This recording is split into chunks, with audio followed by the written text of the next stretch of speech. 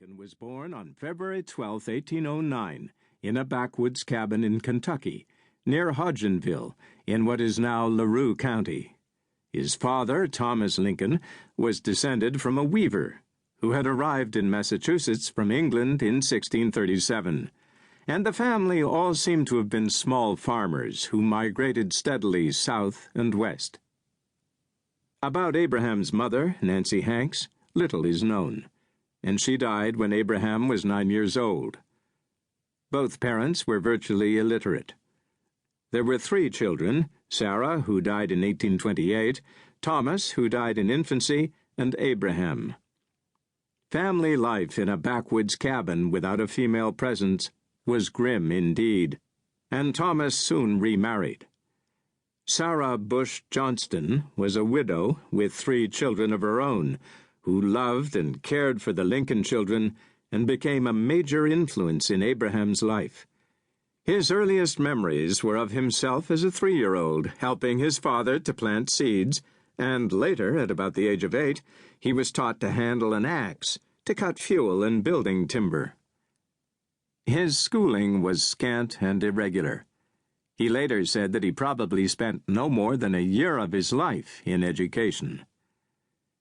In the winter of 1816-17, in time to mark Abraham's 8th birthday, the family migrated across the state border to Indiana because of uncertainty over Thomas's title to his Kentucky land. They trekked through densely wooded and almost unsettled country where wild animals abounded.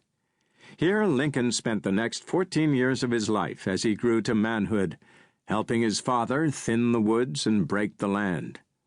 Money was scarce, and was in any case of little use. Bartering of food, clothing, and tools was common. A sense of justice and fair dealing reigned, and also a strong desire for self-improvement. It was a harsh, simple, rigorous, testing style of life, which broke not a few people who tried it, but to others it taught the virtues of strength, both mental and physical, and self-reliance. Abraham Lincoln was one of these.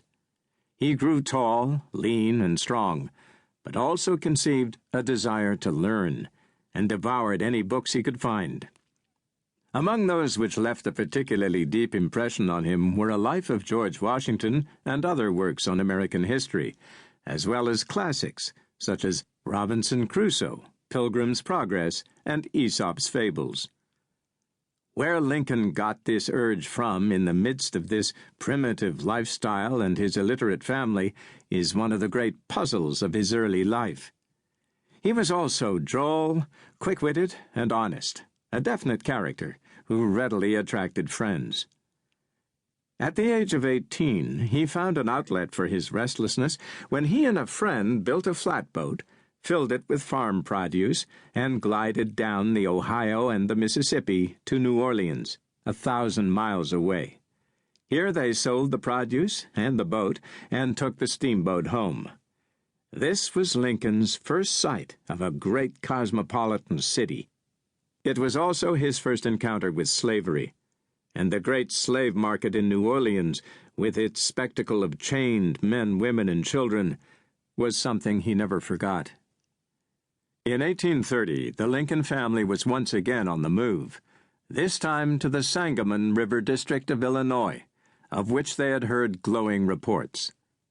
But Abraham seems to have decided by this time that farming was not for him, and there is some evidence that his relationship with his father was a cool one. In the following spring, he undertook a second river journey to New Orleans, and when he returned, he did not rejoin his family, but decided that the time had come to strike out on his own.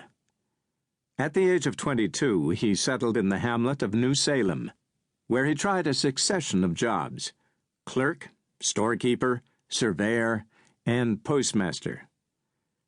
It was while working as a storekeeper that he saw the destructive effects of liquor. He became a teetotaler, and remained so all his life. In his early days, he fell in with the rough crowd who hung out at Clary's saloon.